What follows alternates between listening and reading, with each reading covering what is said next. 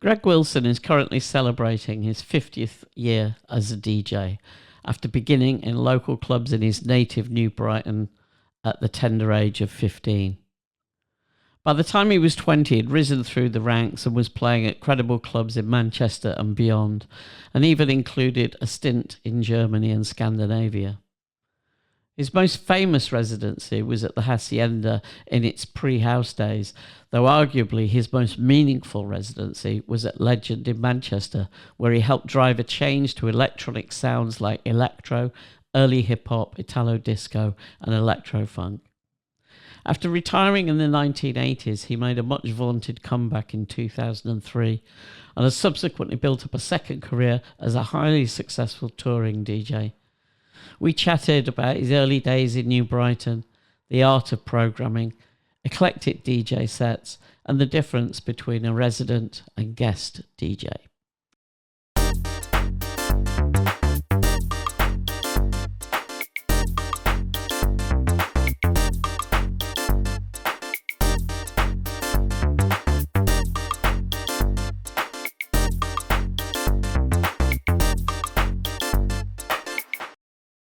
You started DJing 50 years ago. I did.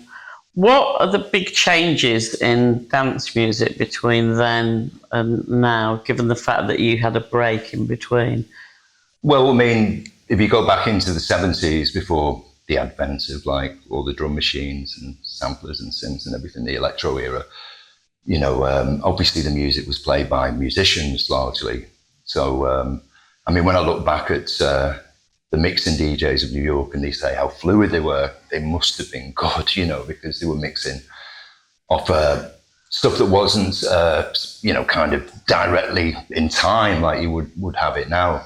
I think within the clubs and within DJing itself, from a UK perspective, it was still microphone based back then. So a DJ was kind of a little bit like what you get on the radio, a bit more kind of fluid than that. But the microphone was all important. What stayed the same, I think, is that the audience, you know, like, you know, the relationship between DJ and audience is the same. You know, you're seeing who's in there. You're cutting your cloth accordingly. You're hoping to kind of entertain that audience, and you're hoping to move the people around. There's different factions of people within there, and I think by and large, you know, there are different dynamics to that now. But you know, it's the same thing. You know, the role of the DJ for me, I see it as an entertainer. I think when people talk about educating, yeah, you know. But I think initially it's an entertainment. And then if it gets to a point where you can bring into play music and, you know, open areas up for people that they haven't entered before, well, that's great. But I think the first port of call is there. And that's the same kind of thing. Now, you know, it's mixing now. People are obviously, you know, technically they're so superior to what was then.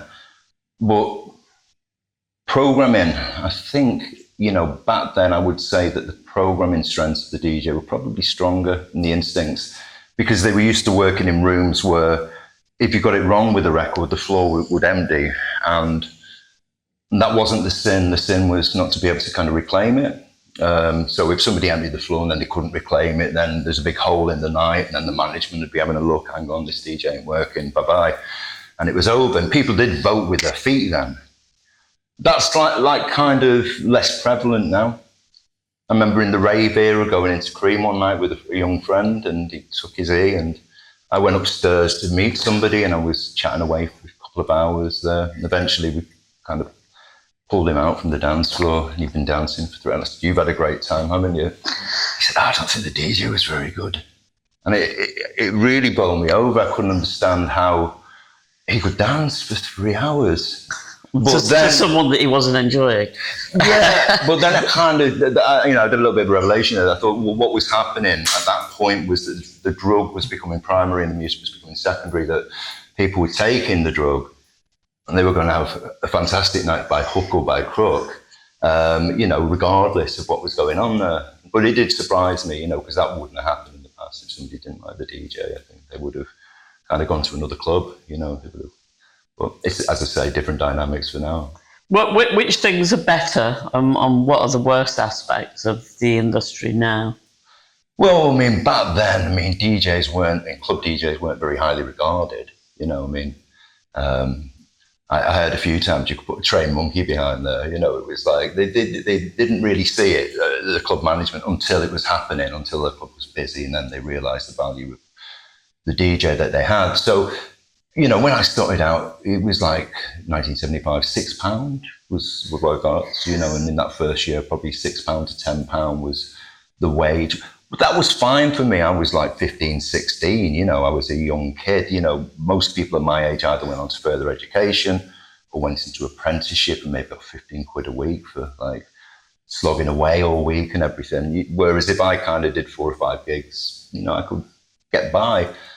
And DJs, then the ambition, there was no touring circuits. There was none of, I mean, the closest you got to it was the specialist scenes like jazz, funk, northern soul, where, you know, different DJs went to different venues. But, you know, you were basically, if you were ambitious, your next port of call was radio. And that's where the ambition lay. That's where you could make a decent living and everything. And so, you know, I think that was where we were at then. You know, obviously, it's a world apart now. Yeah. Before, I mean, I know you started DJing when you were about 15, didn't you? Did you have any ambitions prior to starting DJing to do a particular career? What did you have in mind before you sort of got involved? I mean, I didn't. I mean, even the DJing, I mean, it was always around me because when I, you know, been growing up, we had a pub and we had 2 function rooms above. And over about a 5 or 6 year period, I would have seen every mobile disco in the whole radius come in and out. So I was, you know, and I was absorbing all the music that was coming from there as well. Yeah, I never like thought about getting a mobile or taking that direction. But a friend of mine, school friend, Derek Kay, basically he was like into records, but also into electronics, and he built this like really rudimentary mobile disco out of the drawer and stuck a couple of, they weren't even the same decks, and then there was a switch that went from one to the other. And it was like so primitive, but, you know, impressive, like for a kind of kid 13. He started doing school discos, and then he got like a better console, got more professional, started going out taking bookings. And I, with another school friend, bought that console when he updated again and set up as a mobile disco. And I mean, it's mad, I looked at some old notes I wrote, and we bought it in early September, and we were out gigging by the middle of September doing like weddings and stuff, like 15. And it was a bit crazy when you look back at it, you know, that people trusted you. I'm sure they didn't know, you know, I'm sure they didn't know our ages and everything.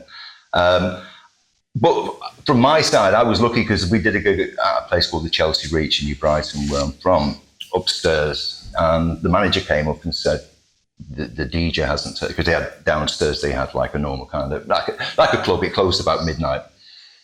And I went down and did that, and they gave me the Saturday night, and then another local club.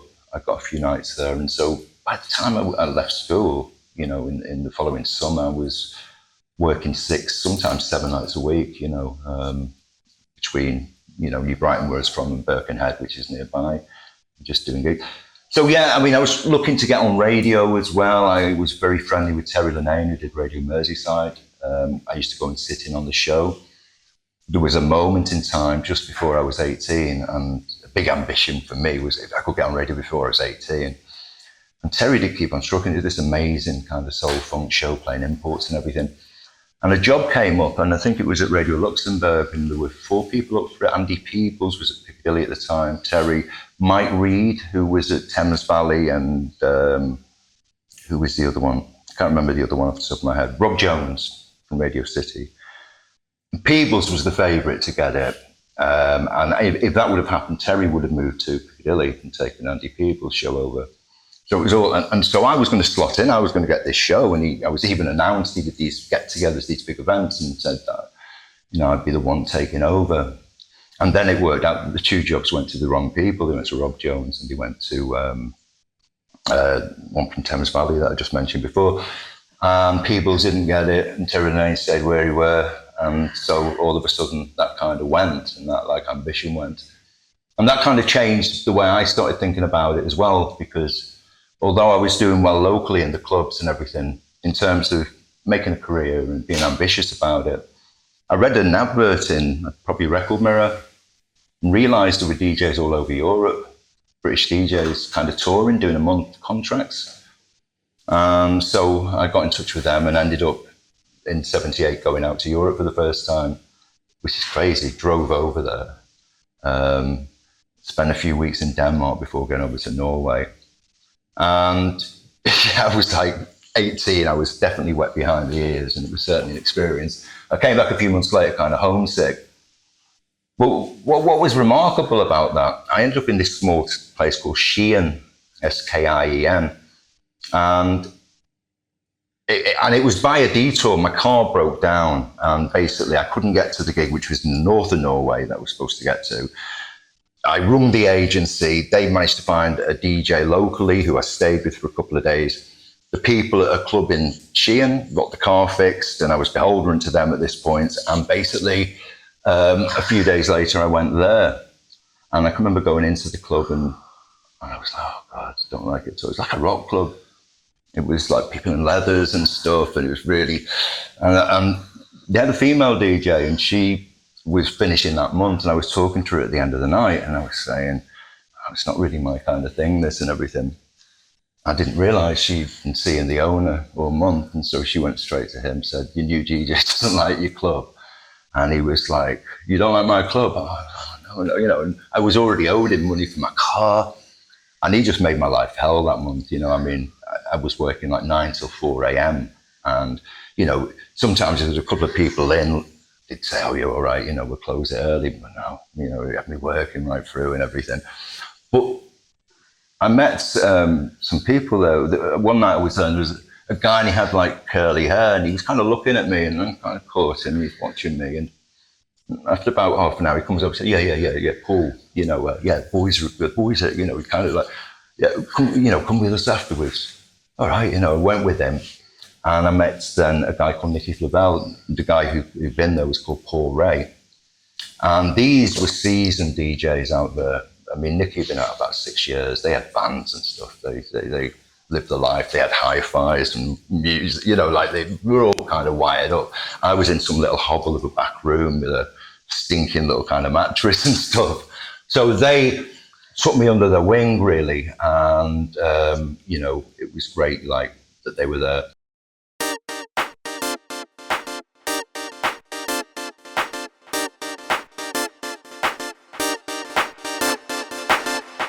But it was a few years later where all that came around, because I went back out to Europe in 1980. I'd come back home, went back to the Golden Guinea, which was my main club. Had another really great time there.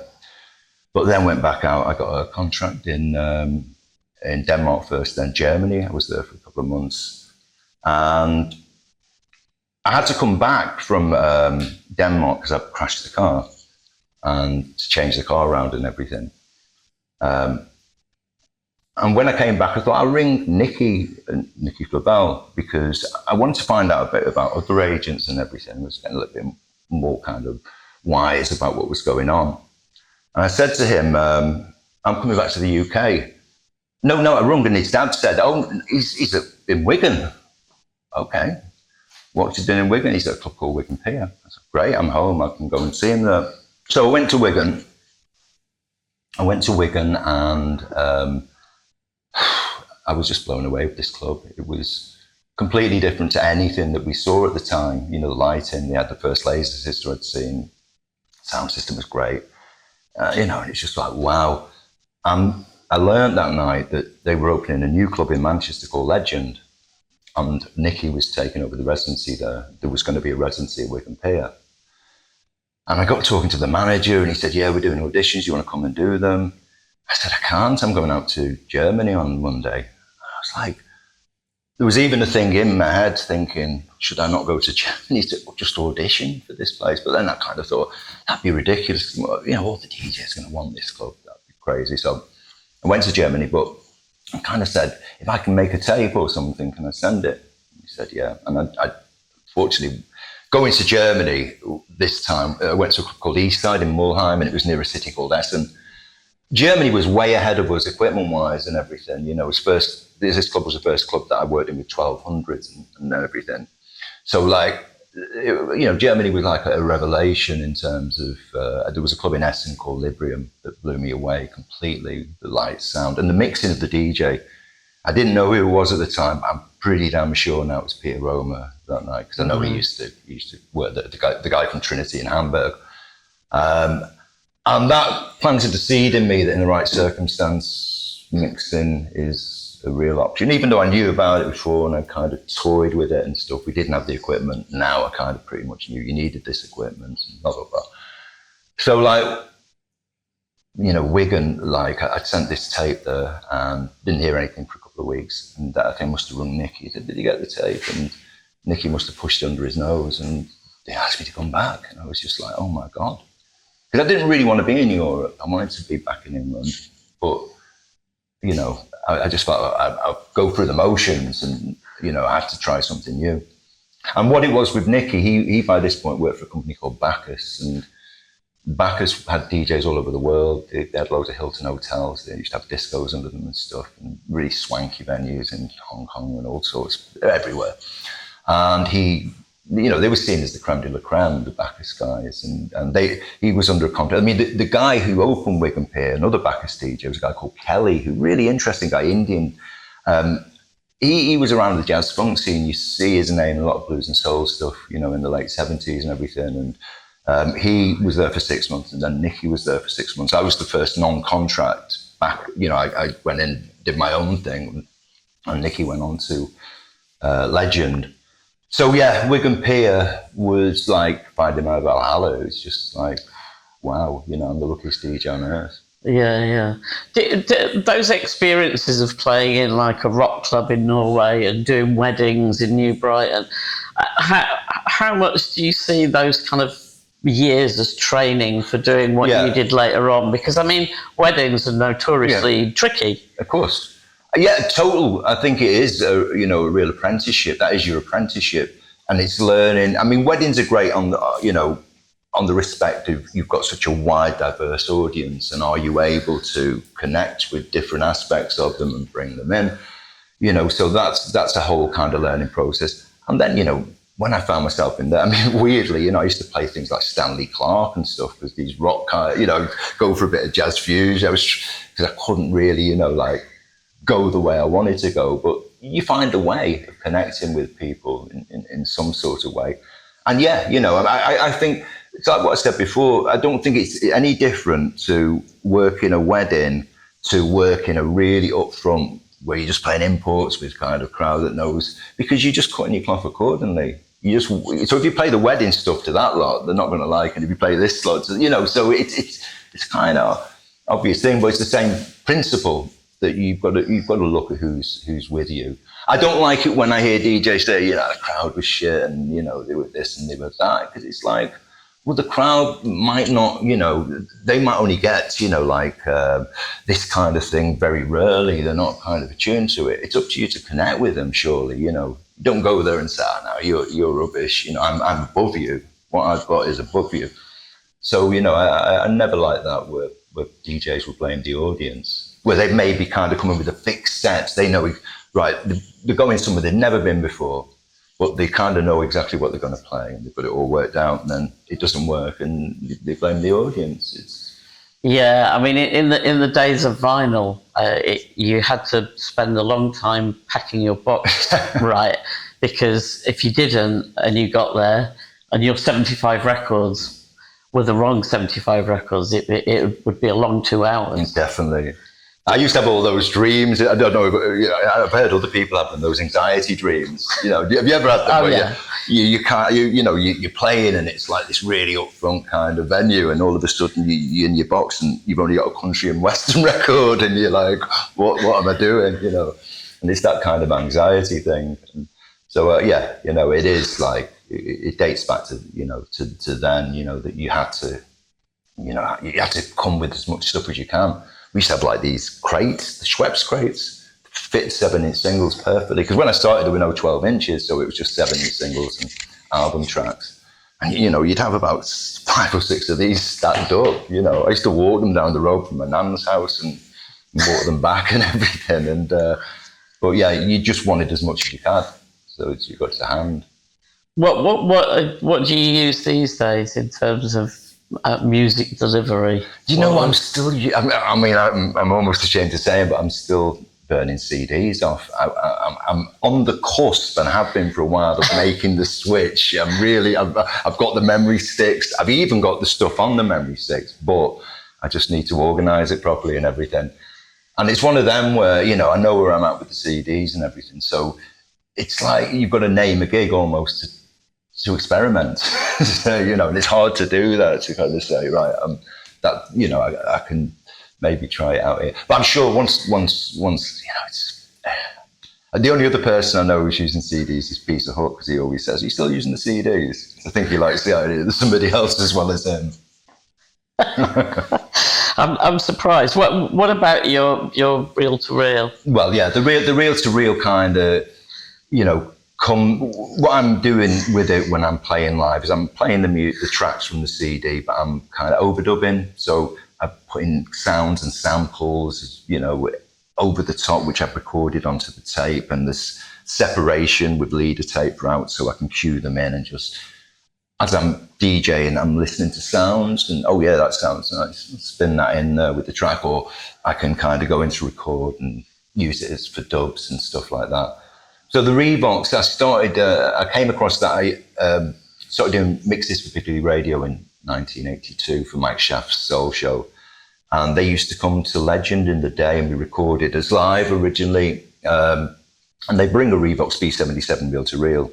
You record to it, take it back to the station, top and tail it, as they called it, which is put green tape at the start and red tape at the end, so you know what the start and the end is.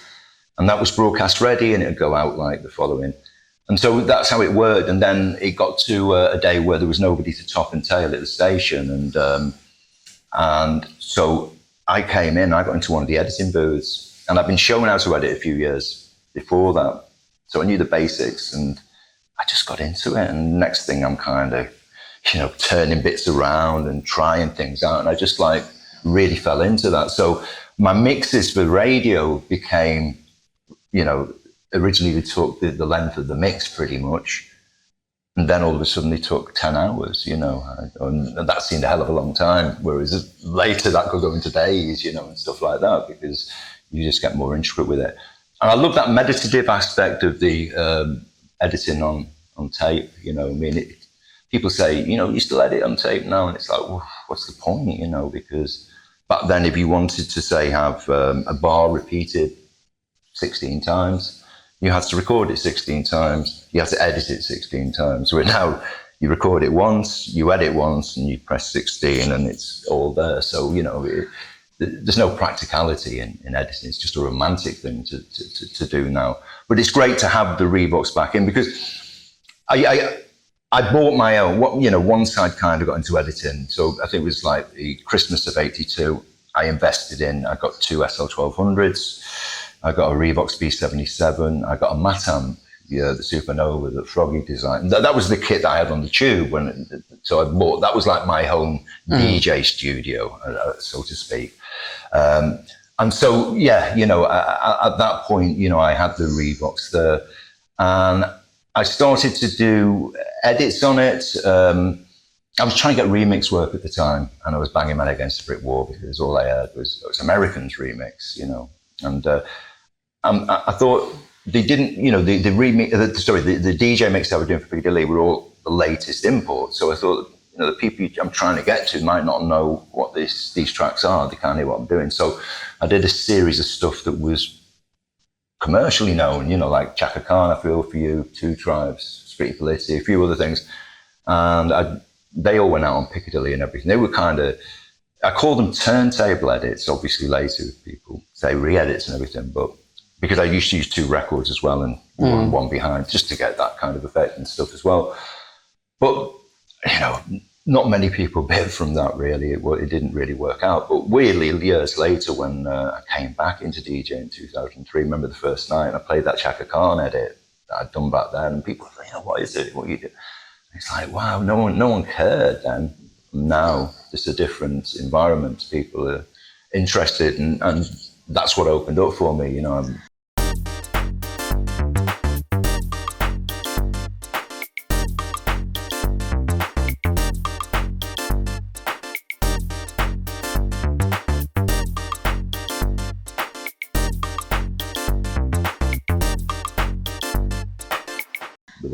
Did you notice that difference when you came back? Like the kind of there was a renewed interest in history, which I suppose our book helped feed, and other things as well. But suddenly everybody wanted to know about someone in New York, and whereas prior to that, most people had no idea who was DJing in New York or what clubs were there.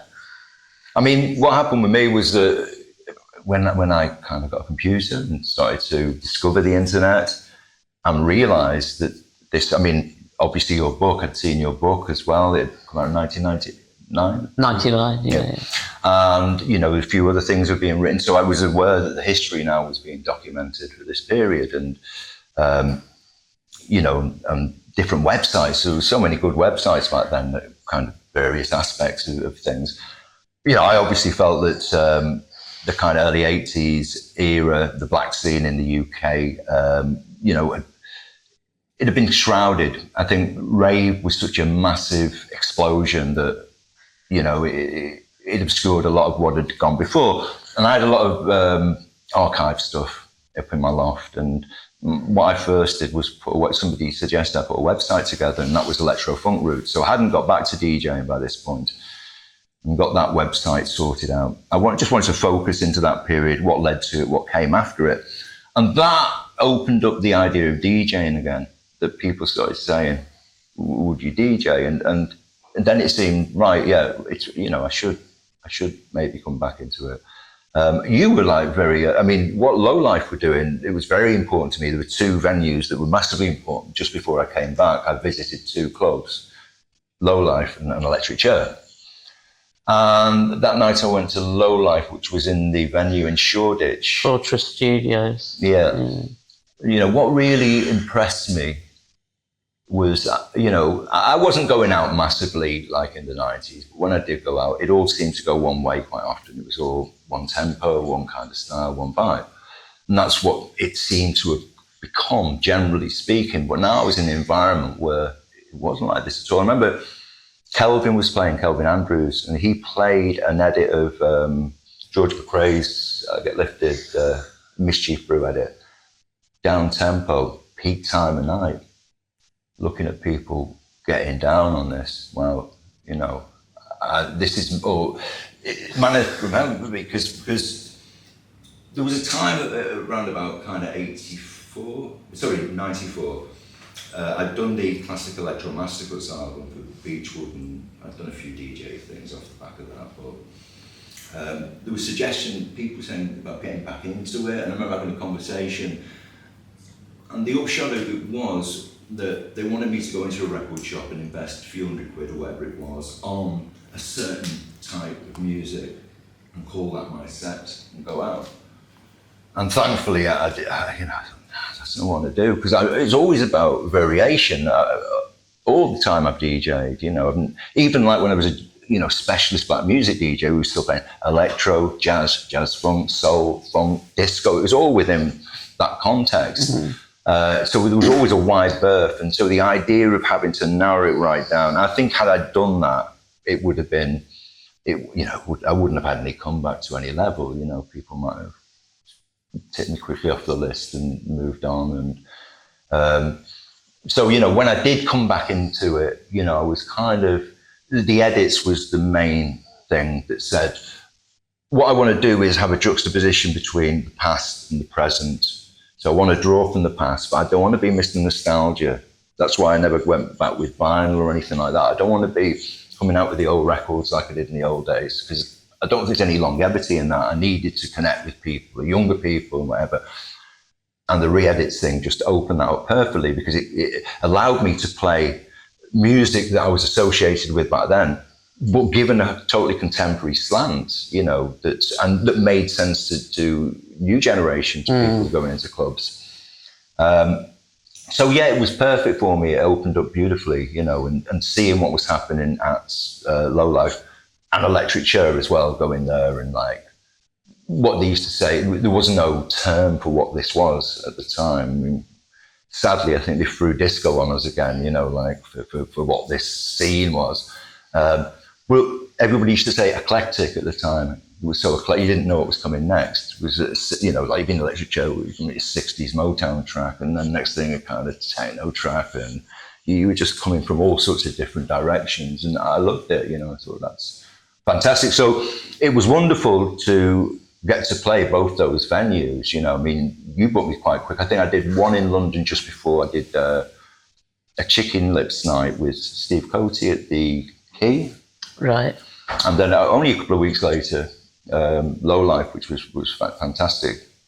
And then Electric Chair. I think when Electric Chair booked me, it felt I was back. I wasn't just like a novelty, that I was part of something, because, you know, for them to put me on there, it was a homecoming because I had so much association with Manchester. Yeah. And yeah, so at that point, yeah, and it was great. I loved that, the scene, the way we had it then. There was a lot of small venues, there was lots of promoters who could pull in about 150, 200 friends and stuff, but really, really good stuff going on. It, you know, existed, as we know, like that for about 4 or 5 years. And then I think what changed it was the festivals. I think the festivals enabled people who wouldn't necessarily go to a night playing whatever the type of music we were supposed to be playing. But at a festival, they might walk into an area, and I found this a lot. People come up to me then and say, you know, what are you playing? And I'm like, a bit of funk, a bit of disco, a bit of soul, a bit of house, you know. And I'm realising that what they meant wasn't what kind of music are you playing. I'm not used to hearing music being played from different places, and people getting off, and those people ended up coming into the clubs and started to grow from there. We went from a backroom thing to a main room thing, you know, and it became standard of festivals. Disco, as it became known, became a part of things like, you know, house, techno, drum and bass, and everything was there now. So yeah, you know, it was a really interesting period, and DjHistory during that period was so vital. Really missed DjHistory, and I think when it changed, and there was a change from those early, and you know, there were other great websites, Electro Empire, I remember, you know, Faith did theirs round. You know, there was some really good deep house pages, all sorts of different, and I love the discussion in there and the information and knowledge and everything. And then, you know, as the internet moved along and everything, I think Facebook became more powerful, people started to seem to move to other people's Facebook pages, and often they moved to the most obnoxious pages to see where all the beef was, and we lost that thing, you know, whereas I kind of see somewhere like DjHistory, it was like going to the pub, and whereas when it went to Facebook, you had to go to someone's house then. You were in their house, you know, and we kind of got eaten alive by Facebook, really, and it's a shame, because you're right that the atmosphere on forums like DjHistory is completely different to discussions that you get on Facebook. You know? It kind of killed it, and I don't think we'll ever get that back, really. Sadly. You're listening to the DjHistory podcast with Bill Brewster. Next question. What do you think makes a good DJ? I think, you know, it's like going back to what we were saying before, there's two major aspects to it, technical ability and programming. So I personally would pick the programming side over the technical side, because I think if your music's wrong, the whole thing's wrong. You might be technically brilliant, but just playing the wrong music. So, but obviously, if you can get the two together, that's where it lands. So, you know, that a really good DJ is somebody who's, you know, technically proficient, but also brilliant in terms of the programming and how they read an audience, and they've got that marriage together. But what about what makes a good party?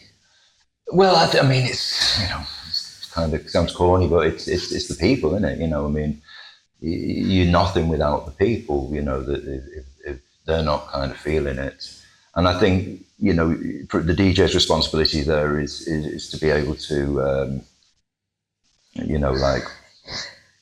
channel.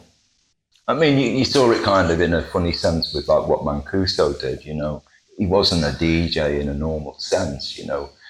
He very much was channeling to his audience, the music. I think that's what we're kind of doing he was doing on a much kind of deeper level in lots of ways. But I think that's what we're all doing in a way, or what we should be doing. A lot of people kind of get into their own egos, as I say, and then they start to think, well, I know best. And if people don't go with what I'm about, well, they're wrong and I'm right. But, that's not going to kind of work for them in the long run at all. You really got to connect with your audience. It's so fundamental, really, isn't it? I think it sort of goes back to what you were saying earlier about DJs having their 2-hour set. I think it is kind of our responsibility to find a way of connecting with that audience, no matter who or where it is you're playing. Yeah.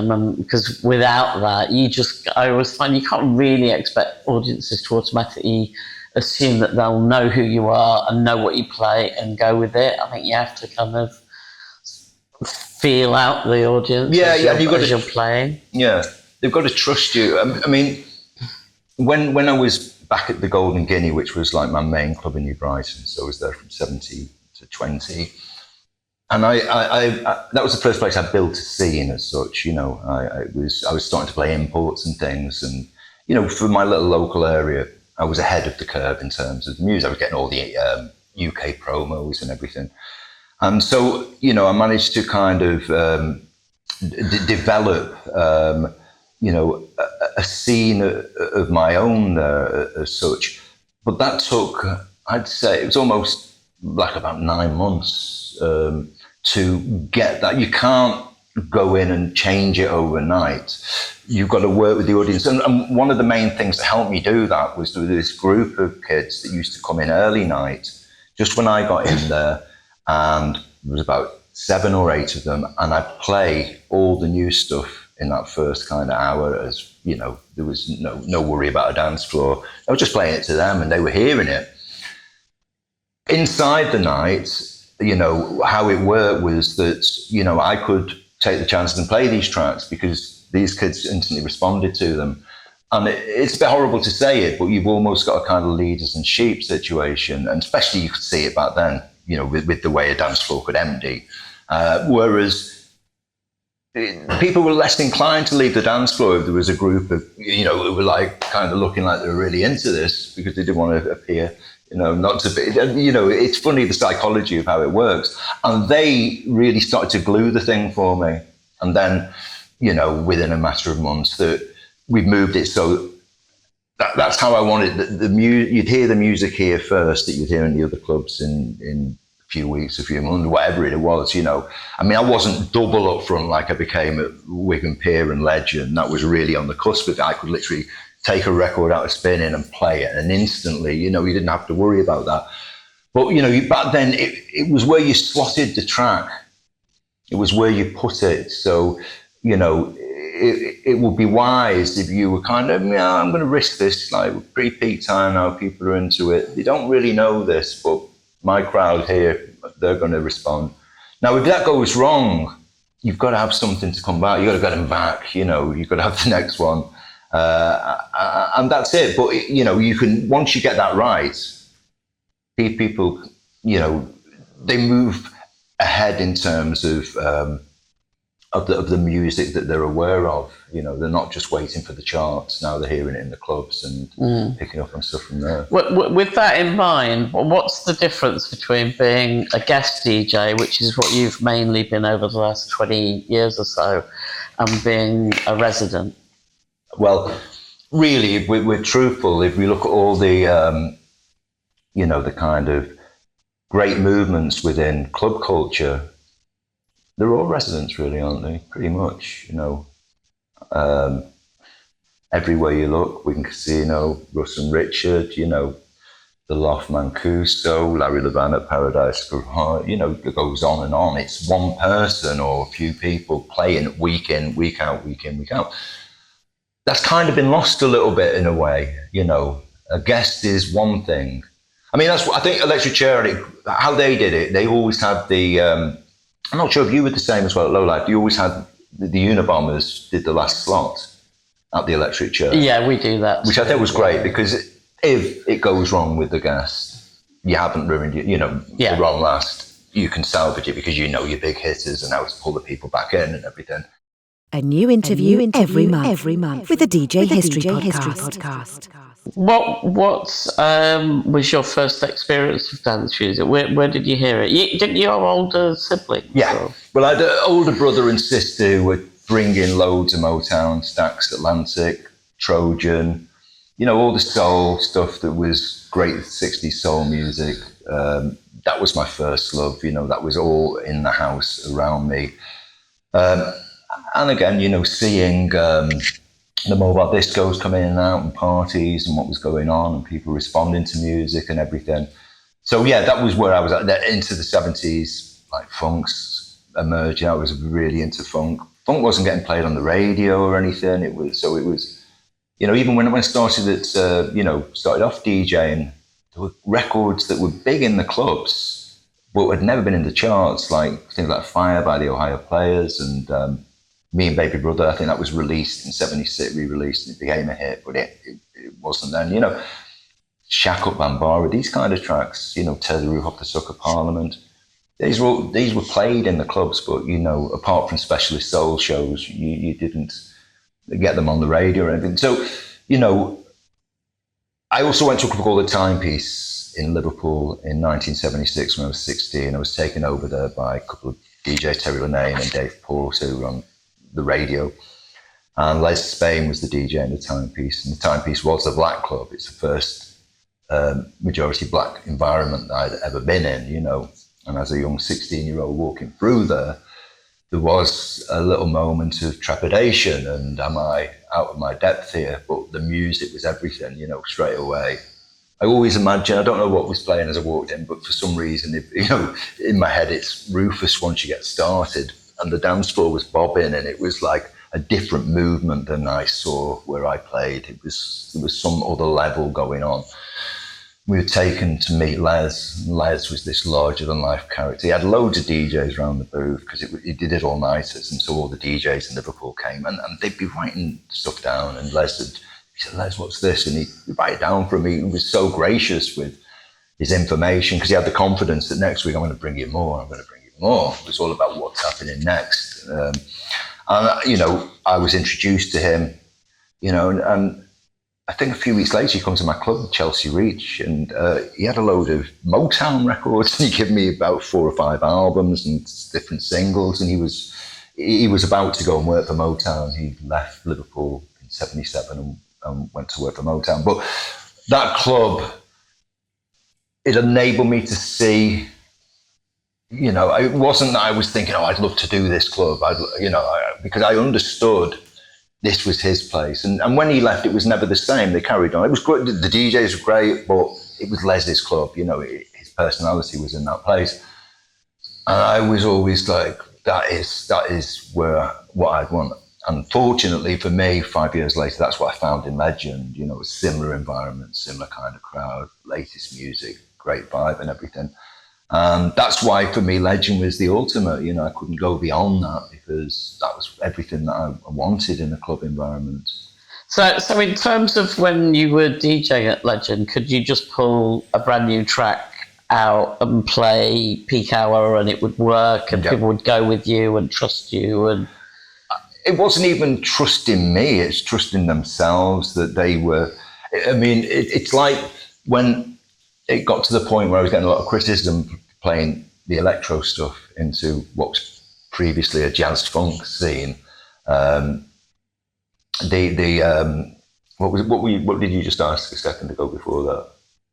About playing sort of brand new records at peak hour and stuff like that. Yeah, that's the nature of those clubs.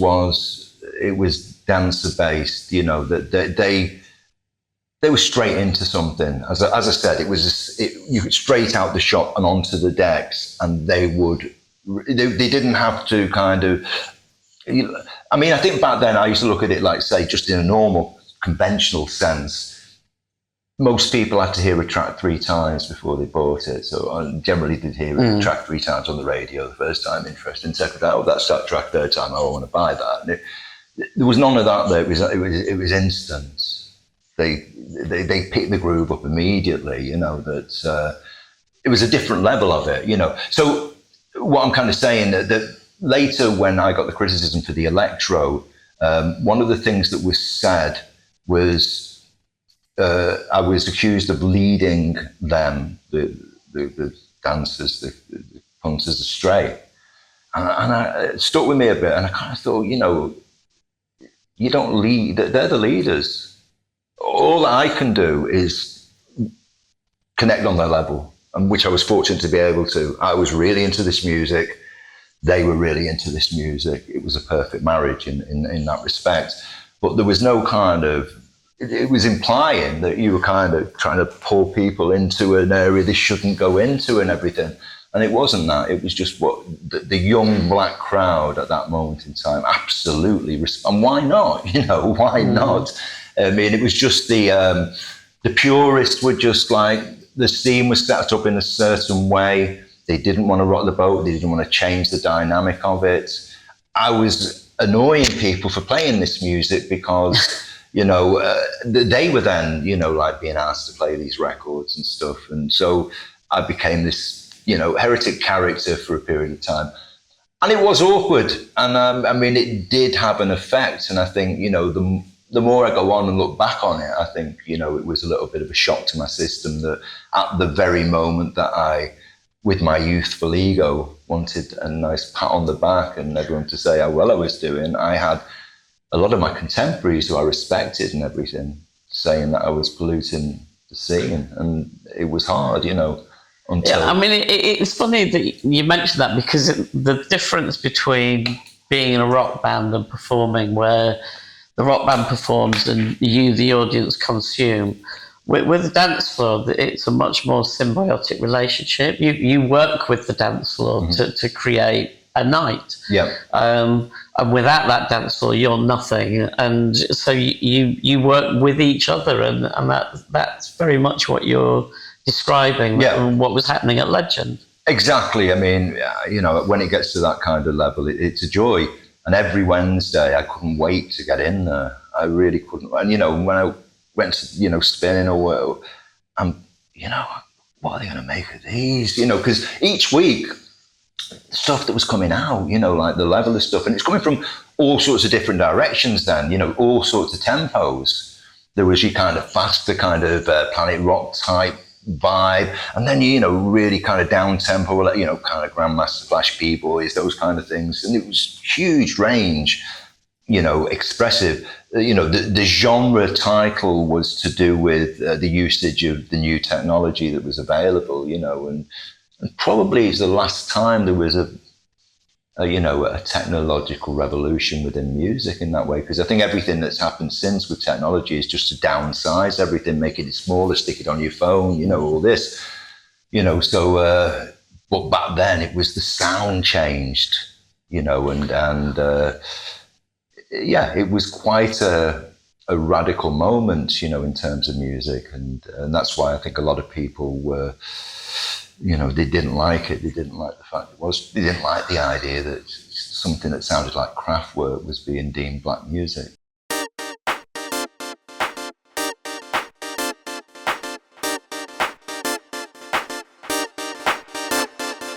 How has technology changed dance music in the last 30 years? Well, I mean, it's been pretty absolute, really, hasn't it? Yeah, I mean, and it's also sometimes for better and sometimes for worse, because when I go back to that early 80s period, and especially when I started DJing again 20 years later and playing some of those tracks from then, what I noticed was that tracks that at the time felt really futuristic in the production and what they, you know, the instrumentation, you realise, oh, it's got a real bass on that. That's real percussion. You realise a lot of these are hybrids. Yeah. And then even the full-on electro tracks, it was generally a drummer that was programming the drums. And, you know, it was generally a keyboard, a musician who was... So musicians were still very heavily involved. I think as it moved down the line, you could make music without being a musician. You could almost make music by numbers with computers that allow you to do that. So, you know, there was perhaps, you know, there's been a little bit lost in that sense, you know, the musicality of dance music. Sometimes it can be a little bit music to numbers, you know, like, and it would be nice if there was somebody who was actually musical who was involved in well, I guess the pros and cons of that is that it's democratized the making of music, which is a good thing. Yeah. But at the same time, it also means there's thousands of really terrible tracks coming out of it. Yeah, that's it. It swings and roundabouts, isn't it? You get it on one side, and it's like, you know, the amount of tracks being made. I mean, I find looking for promos a nightmare job now, because there's so much that you send, and you're digging through to find, you know, because often I'm looking for something specific generally, you know, that will fit in alongside these kind of classic and cult classic tracks, you know, so it's harder. So sometimes you've got to go for 100 tracks to get a couple, you know. How do you dig for music now? What's the process? I mean, a lot of it kind of comes to me, you know, like there's a lot of people who kind of send me stuff across and everything. Stuff that I hear out as well. I always, you know, it's often I'll hear a DJ play something and, you know, maybe like I don't Shazam it, probably just goes to them and say like, what are you playing? You know, bits and bobs, a little bit of record shopping here and there. Most of it is really sourced online, and I suppose the majority of stuff is, you know, people that I know. It's direct kind of things from people I already know, rather than finding, you know, working through all the promos that have come through. As I say, you know, you find a couple here and there, but you're working through a lot generally. And people often sending you stuff that you're not going to play, you know, it's not in your... But that's the way it is. It's easy. It's not like in the old days. If you sent out promos, you had to pay for the envelope to stick them in, you have to pay for the postage, and you have to post it through, you know. So now it's so easy that it goes everywhere. And I think that's, you know, we've talking before about like DjHistory. And I think now one of the big problems is we don't have central hubs where everybody goes. So in the old days, everybody went to one place. So if you go back, you know, to the 60s and TV, you know, everybody tuned in for Ready, Steady, Go. Everybody tuned in for Top of the Pops. Everybody, you know, so everyone was one place at one time. You know, you got things like Record Mirror, when James Hammers wrote his column, all the DJs read that column, you know, and it was a central place. So something like DjHistory, certainly within our side of the scene, everyone was there. We were all together. Now everything's so dissipated and it's all over the place, and it's very hard to. And I just think people find their own means of, you know, like working their way through this madness, because there's just so much stuff out there. Yeah.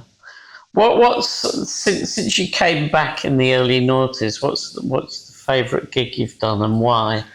Ooh, well, I don't know if I can think of an actual favourite gig I've done. You know, I've done so much now. I mean, the overseas stuff.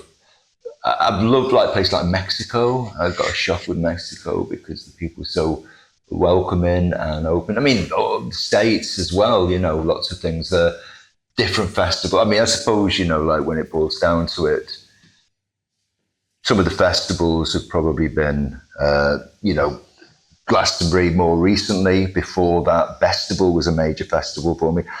The Garden Festival was wonderful, wasn't it? I thought the Garden Festival in Croatia was probably the first kind of, it was like almost like that disco thing came into play there. You'd walk around and you'd hear like these great Ed Psyche Magic playing from a certain button, Todd Terry Edit coming from somewhere, and it you know.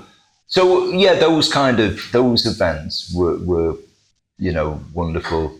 Glastonbury's have been a big one for me over recent years, and as I said, Festival. I mean, one of the big festival things for me was the Invisible Players. Did you ever come across that at all? No. It was a Rizzler promoted thing, and I did was 2 it on years a of bus it. or something? Yeah. It was like, Yeah.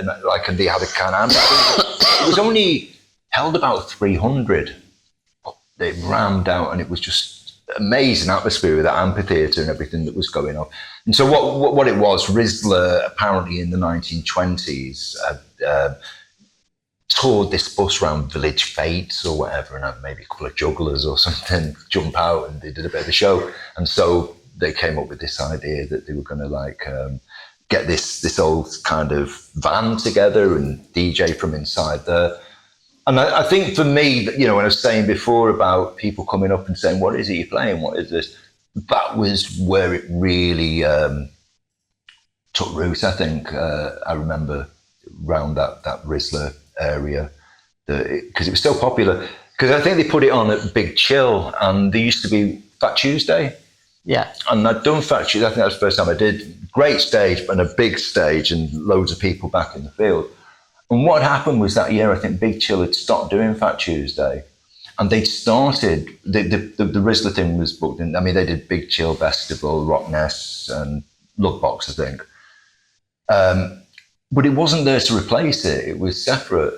And I remember, because Fat Tuesday and all that crowd, there was nowhere for them to go. And so there's massive. And I remember online, there was a lot of people complaining, what, they done replacing Fat Tuesdays with, such a small area. But, in terms of what was going on inside it, it was just rammed and everyone wanted to be in there. So that was an incredible atmosphere and what was going on there. Mm. But yeah, you could probably ask me the same question tomorrow and I'd be telling you about something completely different and, Okay, final question. What are you most proud of in your DJ career? Oh, in my DJ career? I think, now at this point in time, 50 years down the line, I've almost got to say that the fact that once I was the young guy doing it, and now I'm one of the elder statesmen, that I've seen things from both sides of the perspective. I could never have imagined that when I was 15 that I'd be DJing when I was 65. That would, even the idea of 30. Because I think at that point, people, the way it was looked at in life is that when you were in your early 20s, you wanted your wed and everything. And, so you went into a normal life with families. You weren't DJing and kind of. Especially in the north. I mean, both of my siblings got married in their early 20s, and that was the kind of life that you were supposed to lead. Yeah, and they used to say about DJing, they used to say it was a young man's game, note man. They did, it was obviously a very sexist time, and it was, it wasn't. You did. I remember there was, and this made a big impression on me. There was the club I worked in, the Golden Guinea. There was a cabaret lounge upstairs. They had bands coming in doing the hits of the time, and a DJ between, a guy called Rob Smedley, and he'd been at this place for 15 years. He'd been there forever, and he was probably in his mid-30s, but he seemed really ancient from my teenage point of view. And so I remember one night looking into his room, and it hit me because I love this club. I knew all my friends were there. It was my hometown club. It was great. But it hit me, shit, I don't want to, in 10 years' time, I'm still here. Because I thought you could fall into those things, and time goes past you. And that made me move. That was one of the things that made me go out abroad and try something else and everything.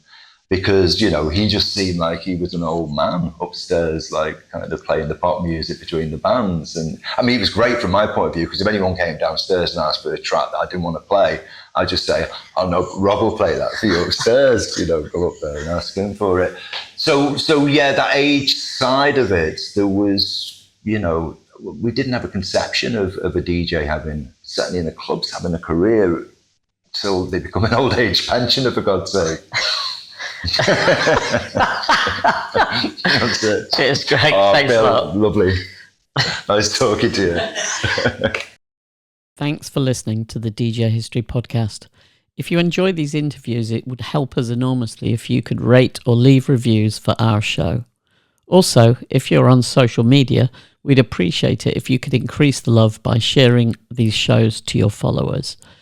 We don't have a big budget to promote these, so we're relying on you to help us get the word out. Big love from the DjH crew.